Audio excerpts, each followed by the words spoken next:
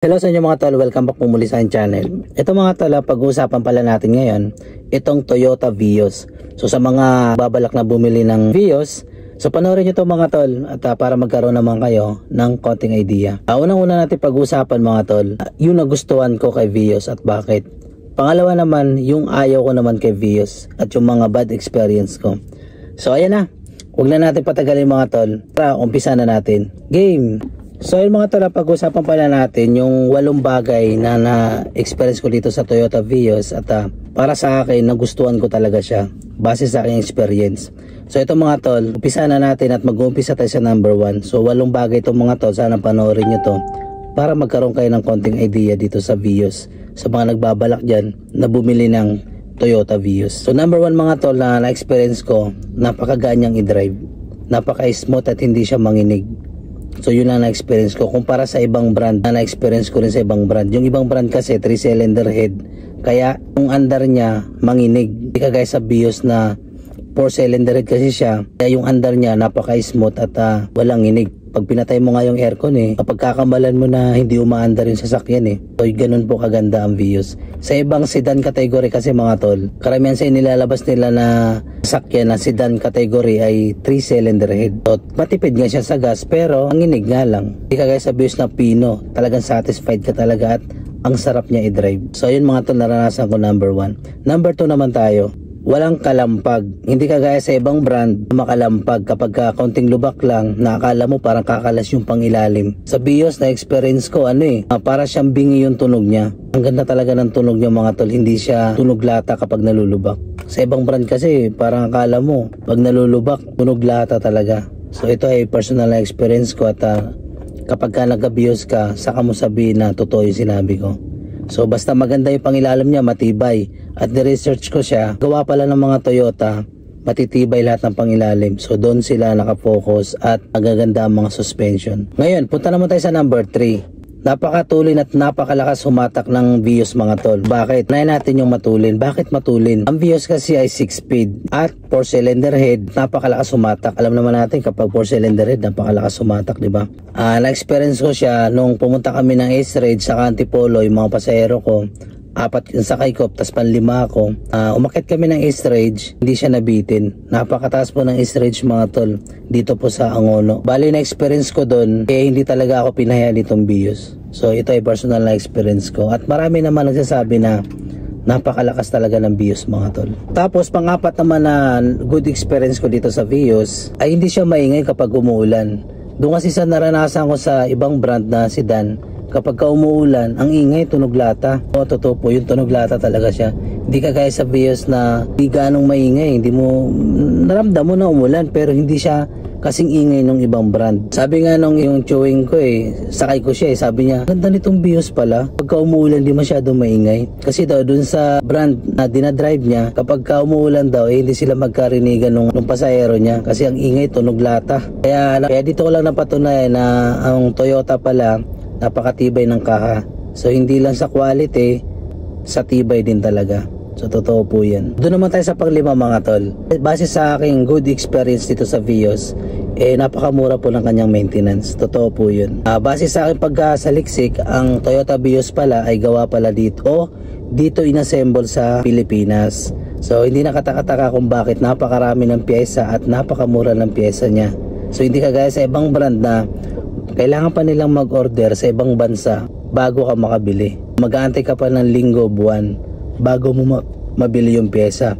Pero dito sa Vios mga tol, experience ko, kahit sa kasa, kahit sa mga auto supply na authorized dealer, mga auto supply na authorized dealer ng Toyota, meron siya mga tol. Lalo na sa Pampanga, yung mga katayan dyan.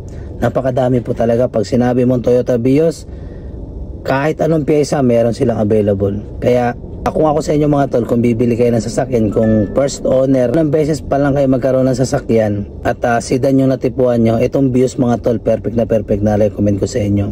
Pagdating naman sa forma, hindi naman nagkakalayo sa ibang mga bago ngayon mga tol. Sumasabay din naman ang Vios Yung forma lang pagbabasin, di ba? Maganda rin talaga ang Vios. Totoo po yan. Ngayon mga tol, pag-usapan naman natin yung number 6. Ang nagustuhan ko dito sa Vios, yung kanyang compartment, napakaluwag po talaga ng compartment niya. Totoo po yun. So alam mo yung kapag ka magpipiknik kami, Ang dami namin gamit na ilalagay dito sa compartment.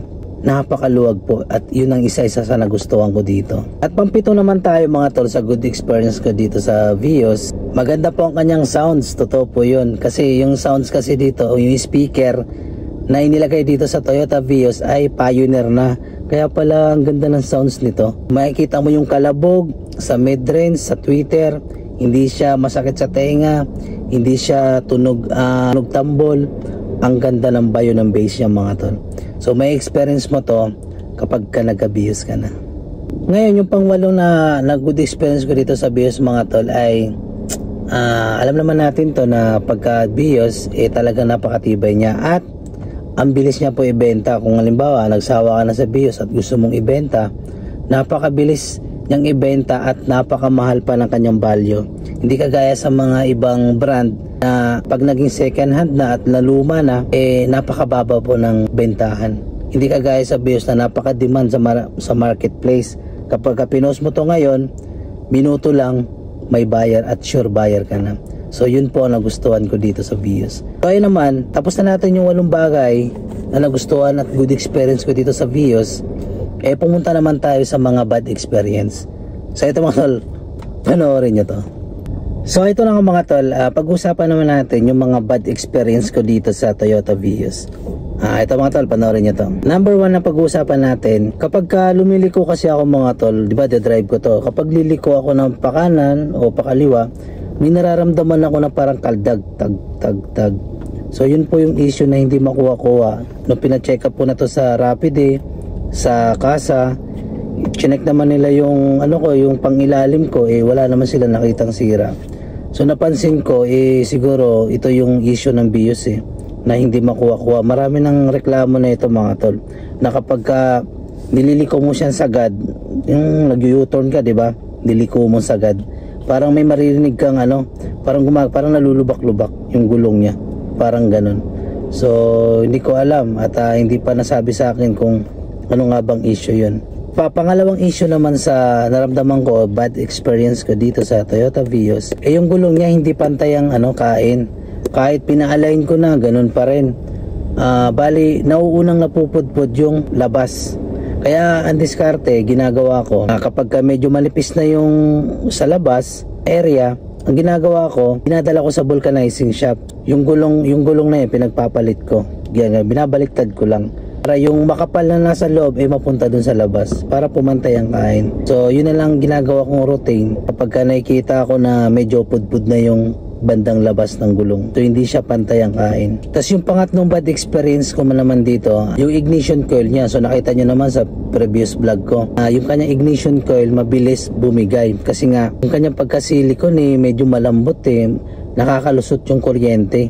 Kaya ang ginawa ko, nilagyan ko nga siya ng silicone, high temp silicone. Silicone lang yung mga tol. Mabilis na po tanggalin nyo kung gusto nyo. Gusto nyo tanggalin o ibalik. Mabilis lang po yun. So nilagyan ko siya ng high temp silicone para yung kuryente dun sa ignition coil hindi lumabas.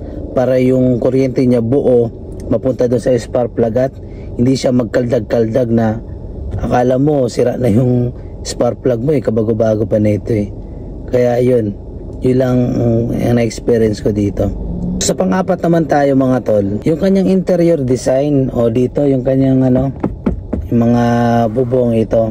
Nakikita ko kasi mabilis siyang lumutin o inaamag. Kaya mapapayo ko sa inyo kapag nagpapakarwas kayo, siyempre papunasan. Pag may nakitang dumi dito sa mga bubong dito, paano nyo? Papunasan nyo agad. Yan, kaya isprayan nyo ng alcohol, parang ganun. Ngayon, sa number 5 naman tayo, yung bad experience ko dito sa Toyota Vios, medyo masikip siya mga tol. Oo, kumpara dun sa iba na drive ko na sedan. So, masikip po yung passenger seat niya pagdating dito sa kasi ito kasi merong driver seat sa passenger seat. Yung back seat, umupo dyan, medyo matangkad, medyo masikip siya, hindi katulad dun sa ibang brand na category nitong Vios maluwag. Siguro medyo masikip dito sa loob kasi yung kanyang compartment napakaluwag. Siguro doon nakikita ko. Kaya sa ibang brand naman maluwag yung loob pero yung compartment makipot. So yun nakikita ko. Ngayon sa pang-anim naman tayo mga tol. Ang issue at bad experience ko dito ay napakatagal masira mga tol, totoo po yun, may inip ka na lang, napakatibay talaga ng Vios. Tingnan mo yung gulong nga lang nyo, magti 3 years na yan, ginagamit ko pa, no? Tsaka mga basic lang napapalitan ko rito, nagpalinis na ako ng aircon, mga filter, tapos yung kanyang battery, so normal lang yan eh, so talagang maintenance talaga yan. Oo, sabi naman nila malakas daw sa gasolina ang Toyota Vios kumpara sa iba. Syempre yung iba 3-cylinder head lang eh, ang Vios 4-cylinder head, pero hindi ka naman ipapahiya sa hatakan. Kung hatak at bilis lang pag-usapan mga tol, naku po, mag Vios ka na. Totoo po yan, at napakatibay. Maniwala kayo sa akin. Kaya nga hindi katakataka kung bakit ito ang tinangkilik na para gawing taxi. Totoo po, ito ang tinangkilik. Since 2000 yata may makikita ka taxi tumatakbo pa eh. Since year 2000. No, elementary pa lang ako noon, pero may mga taxi na Vios po hanggang ngayon. So ayun lang mga tol, sana nagkaroon kayo ng konting idea patungkol dito sa Vios, at ito ay walang kasinungalingon at personal na experience ko lamang. So ayun lang mga tol, maraming salamat at thanks for watching. Sana nagustuhan nyo itong video na to, at kung nagustuhan nyo naman at nakatulong itong video na to, subscribe nyo naman ako mga tol, tapos i-share nyo na rin. So yun lang mga tol, maraming salamat at thanks for watching. Bye bye.